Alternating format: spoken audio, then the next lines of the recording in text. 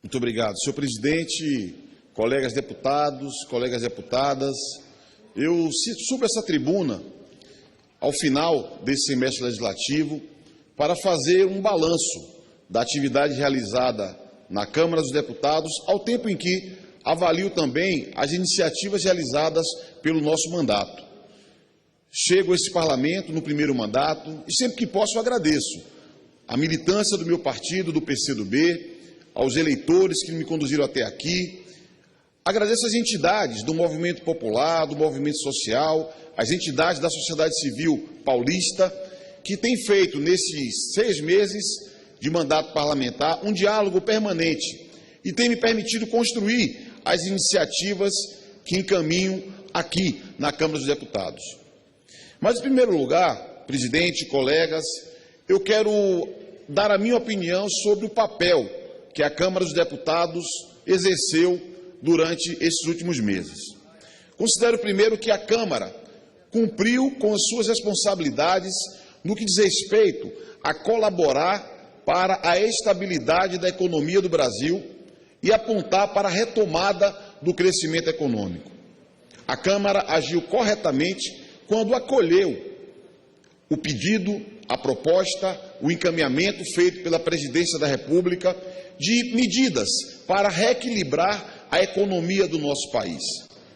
O ajuste proposto pela presidenta Dilma é um fundamento para que o nosso país possa retomar o crescimento econômico, sustentando o projeto inaugurado pelo presidente Lula, o projeto encaminhado pela presidenta Dilma, que garante desenvolvimento econômico com justiça social. Por isso que, quando a Câmara votou as medidas provisórias do ajuste, quando a Câmara votou o projeto de lei que impactava na desoneração da folha de empresas do país, a Câmara atuou no sentido de criar as condições para que a economia brasileira possa retomar o seu crescimento, retomar o seu vigor.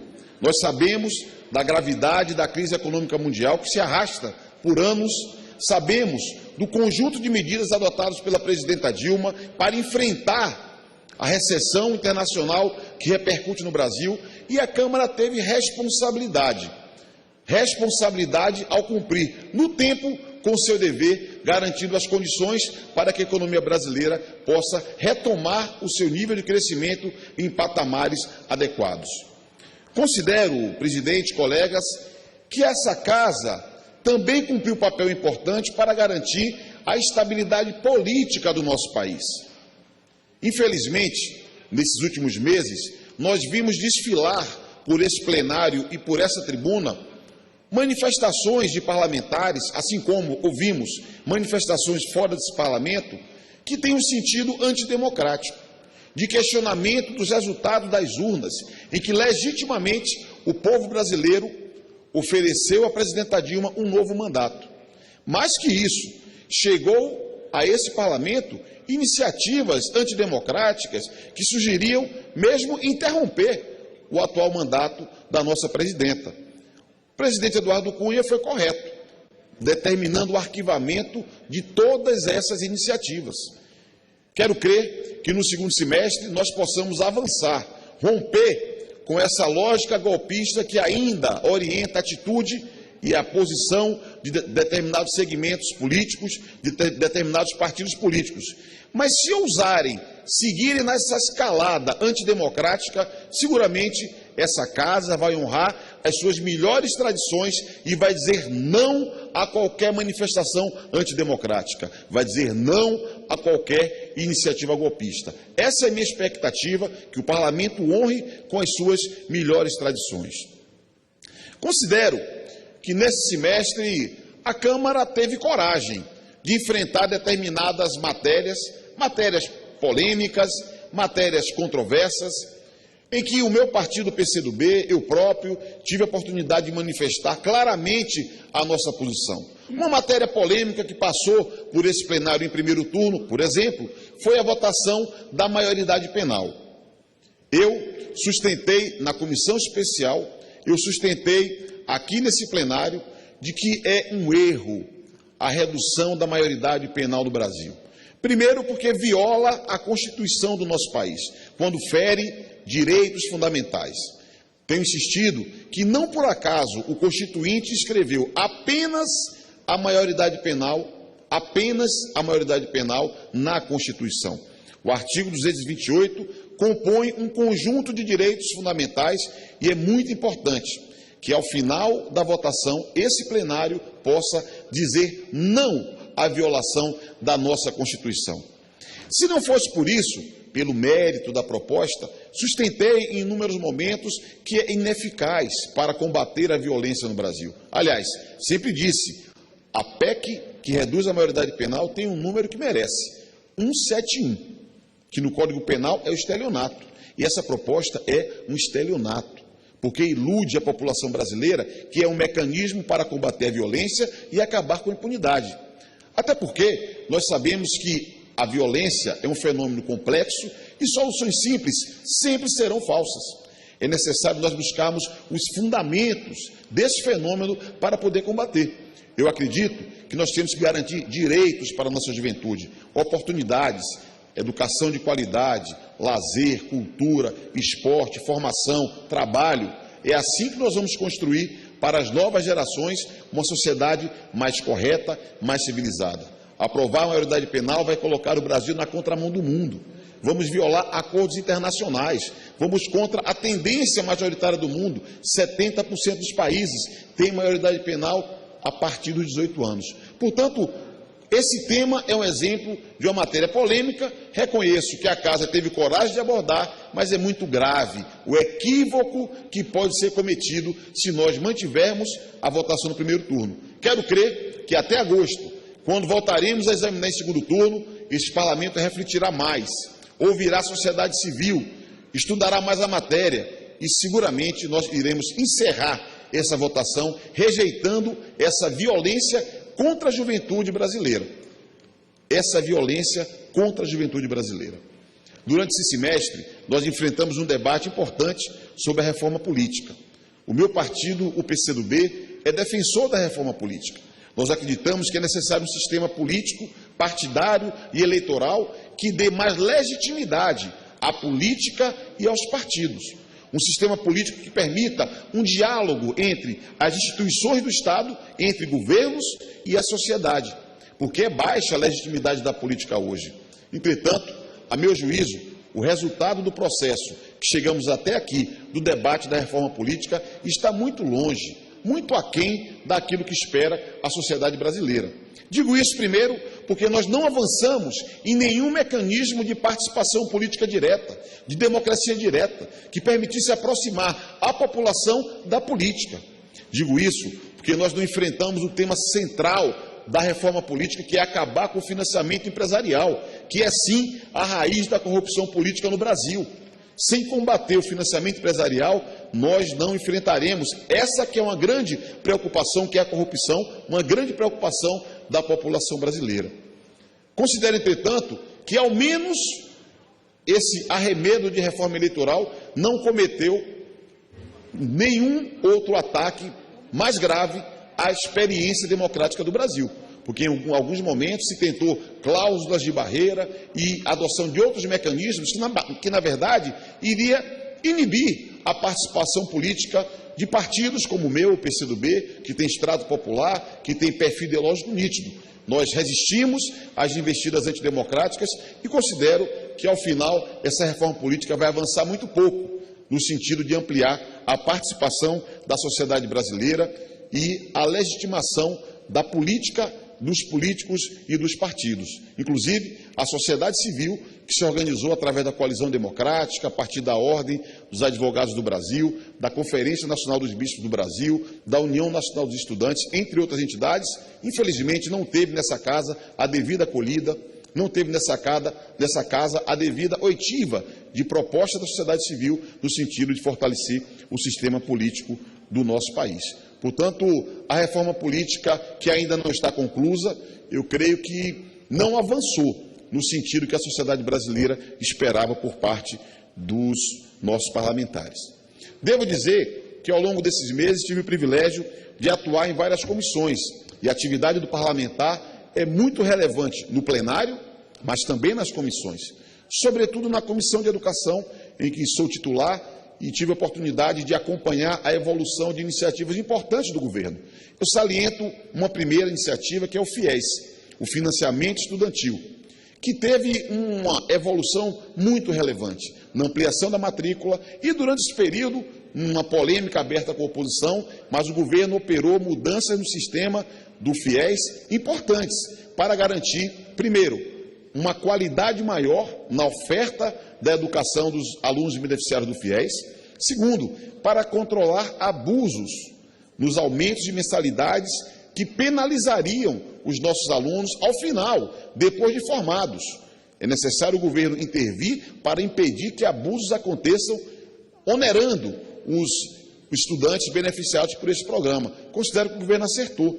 O governo, diferentemente do que diz a oposição, aumentou o número de vagas, renovou o contrato de todos aqueles que estavam no programa e expandiu o acesso no primeiro semestre, expandirá no segundo semestre. Foi um debate quente, sempre na Comissão de Educação, mas creio que o governo demonstrou, com mais investimentos na expansão do ensino superior público, seja através das universidades ou dos institutos federais, seja através do ProUni, seja através do FIES, um forte compromisso com a educação e contou sempre com o nosso apoio. Inclusive, no que diz respeito à expansão do ensino superior público, nós valorizamos muito o aporte já feito pelo governo federal para a Universidade Federal da Zona Leste de São Paulo, uma das regiões mais populosas do meu estado, a região da capital que concentra um enorme número de jovens, terá sua Universidade Federal e o MEC continua investindo para que esse sonho da Zona Leste de muitos anos se transforme rapidamente numa realidade.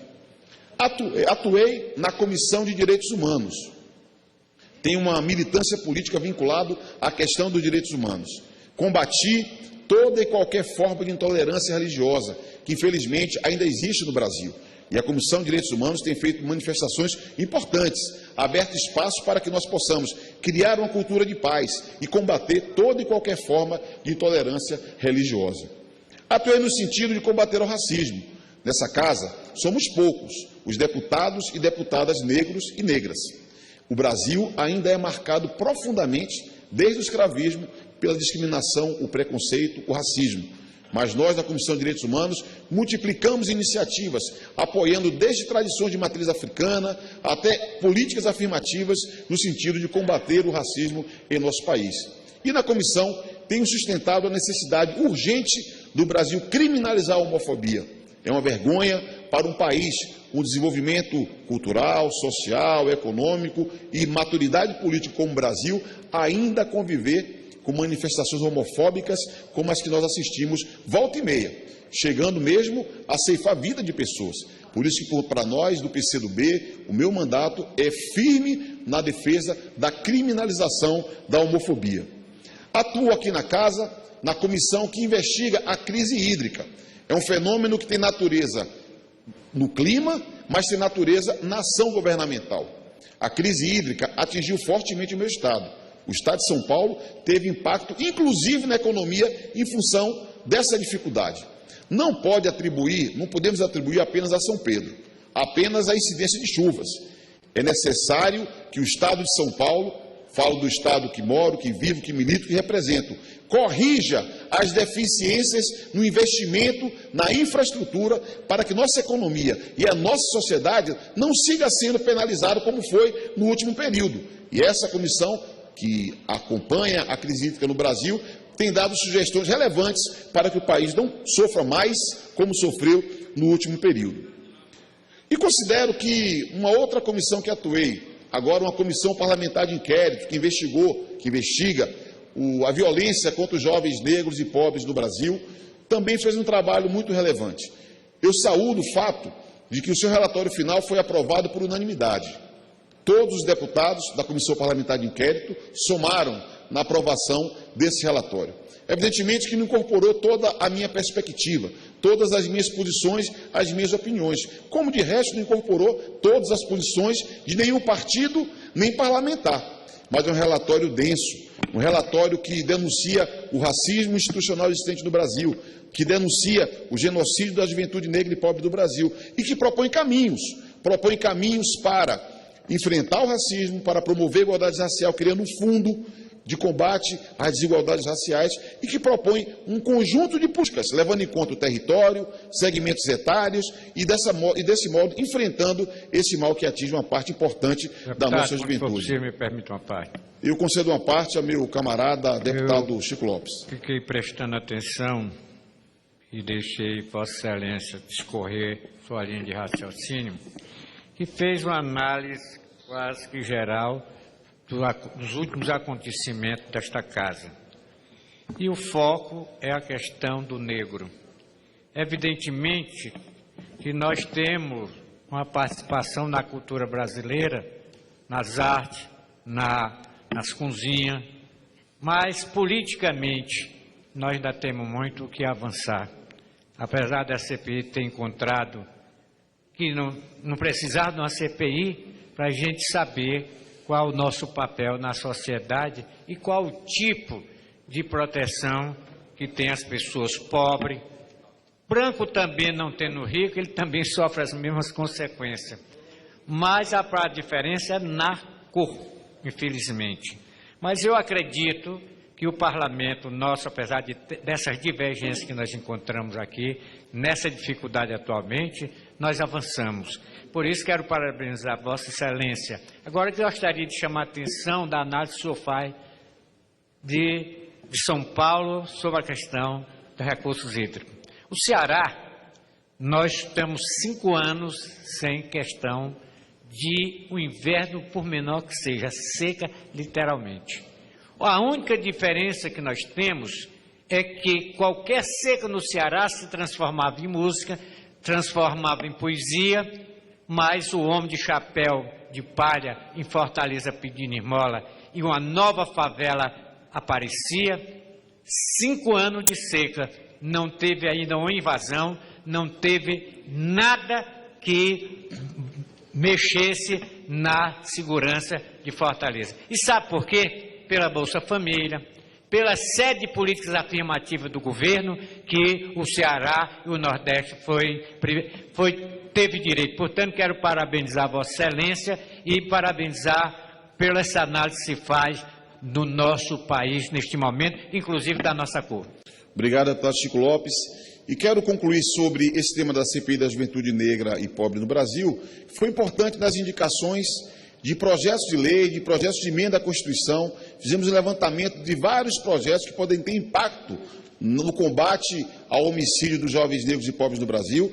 E a CPI propõe um pacto nacional que reúna governos e sociedade civil para superar esse drama que atinge milhares e milhares de famílias. Eu pude ouvir depoimentos de familiares de vítimas em São Paulo, no Jardim Rosana, no Jardim São Luís, na região do Ouro Verde e Campinas. É muito doído para muitas famílias que são vítimas dessa violência, mas eu quero crer que a agenda que a CPI apresentou vai ter um impacto positivo na superação dessa tragédia. Aqui apresentei alguns projetos de lei que faço registro, deputado Chico Lopes. Primeiro, faço a defesa num projeto de lei complementar de uma aposentadoria especial para os trabalhadores dos Correios. É uma atividade exaustiva para muitos trabalhadores, de importância impressionante em todo o país. São os Correios uma empresa de grande prestígio junto à população e creio que os trabalhadores merecem um tratamento previdenciário diferenciado. Aqui, apresentei um projeto de lei que institui como política permanente assistência estudantil nas universidades públicas e privadas do Brasil, incluindo a pós-graduação. Aqui, apresentei um projeto de lei que dá aos condutores escolares um tratamento fiscal diferenciado.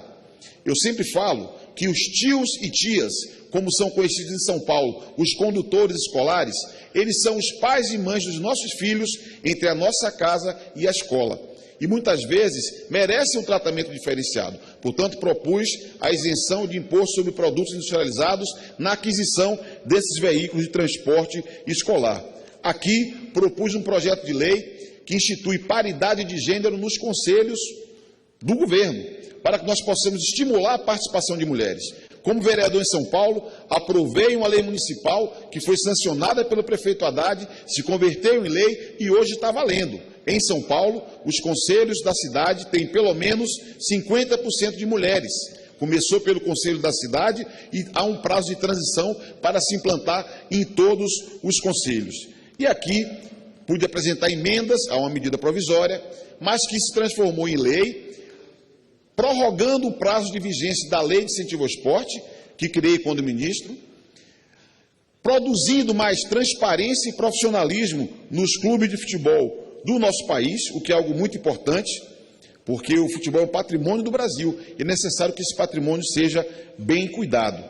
Acredito, colegas, que nós temos um desafio para frente, que é o desafio dessa casa continuar tendo protagonismo na cena nacional, dialogar com o governo, dialogar com a sociedade civil e encontrar, juntamente com o Poder Executivo, com o Poder Judiciário, caminhos para fortalecer a democracia brasileira, garantir a retomada do crescimento econômico e fazer com que o nosso país seja um país cada vez mais justo, em que os trabalhadores possam ter protagonismo, afirmar os seus direitos e abrir horizonte para construirmos um país melhor. Concedo a parte ao nobre colega. Senhor deputado, nobre deputado Orlando Silva, não poderia deixar de saudar Vossa Excelência por esse momento tão importante em que o senhor, Vossa Excelência, se encontra aqui no grande expediente fazendo uma prestação de contas do que foi a atuação parlamentar nesse último período. E dizer que a sua trajetória de lutas, de vida, é uma trajetória que honra todos nós. Tendo sido ex-presidente da UNE, eu fui líder estudantil no final da década de 90 e no início dos anos 2000. Nós sabemos a dificuldade que foi resistir a um governo neoliberal que queria sucatear as nossas universidades. E o senhor, Vossa Excelência, depois se tornou ministro dos esportes, vereador pelo pelo município de São Paulo, e agora está iniciando muito bem esse seu primeiro mandato como deputado federal, defendendo as grandes causas do povo brasileiro, da educação pública de qualidade, dos esportes, que é uma área que Vossa Excelência domina muito bem por ter sido ministro dos esportes, embora naquele momento tenha sido injustiçado, e vem até esta casa aqui defender a soberania nacional e já no primeiro mandato como vice-líder do governo, tendo essa experiência e tendo essa confiança de fazer parte, de fazer a defesa dos interesses nacionais, a defesa da democracia contra qualquer tipo de tentativa de golpe e tendo muita qualidade na discussão, no debate a respeito dos grandes temas do nosso país. Então, nesse sentido, eu quero cumprimentá-lo. Fazemos parte da mesma comissão que a Comissão de Educação, temos feito bons debates naquela comissão e, para mim, nos orgulha estar do lado de Vossa Excelência nesse trabalho aqui na Câmara dos Deputados. Muito obrigado. Agradeço. Tenho 2 minutinhos, mas faço questão de ouvir o meu colega deputado, companheiro Vicentinho. Colega, querido companheiro Orlando, primeiro vim aqui para te dar parabéns pelo seu pronunciamento. A sua fala, como se fosse uma prestação de contas, se confunde com a prestação de contas do seu partido, demonstrando que se tem um partido que eu tenho um mais profundo respeito é o PCdoB. Para um partido que age por princípio, age aqui dentro por missão e não por negócio. E você, caro amigo, não posso chamá-lo assim, porque eu conheço desde a época da UNE, ainda em São Paulo. Quando eu entrei na faculdade, que me filiei à UNE, você era o presidente da UNE. Foi uma grande surpresa, agradável surpresa aqui entre nós. Destacado, comprometido, não arredou um pé em nada dos seus princípios. E por isso eu quero dizer que, como meu colega do Estado de São Paulo, você é merecedor da confiança do nosso povo. E continue assim, meu irmão. Vou falar pouco para não tomar todo o seu tempo. Muito obrigado e parabéns. Agradeço, deputado Vicentinho. E para concluir, presidente, eu quero fazer 2 registros apenas. Primeiro que espero que o segundo semestre nós possamos, aqui nessa casa, produzir uma dinâmica mais democrática, uma dinâmica que impeça os seguidos atropelos que nós enfrentamos no primeiro semestre. E que não nos preocupemos com a quantidade de leis produzidas, mas com a qualidade das leis que vão emanar desse legislativo.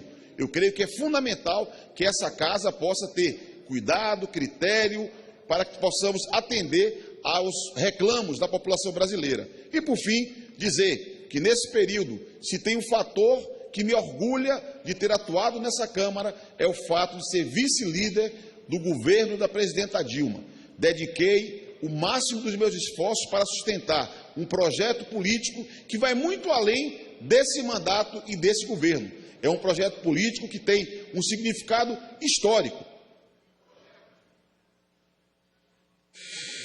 Para concluir, senhor presidente, um projeto que tem um significado histórico, que começou com o nosso presidente Lula, mas muito mais que isso, começou com gerações e gerações de lutadores e lutadoras que afirmam um projeto de nação independente, soberana, democrática, e a nossa missão aqui será, a cada dia, dar mais força, defender com mais garra, com mais disposição, porque eu tenho convicção que a consolidação desse projeto passa por ampliar a democracia, sustentar o mandato da nossa presidenta, garantir mais direitos para o nosso povo, a soberania do país e a democracia.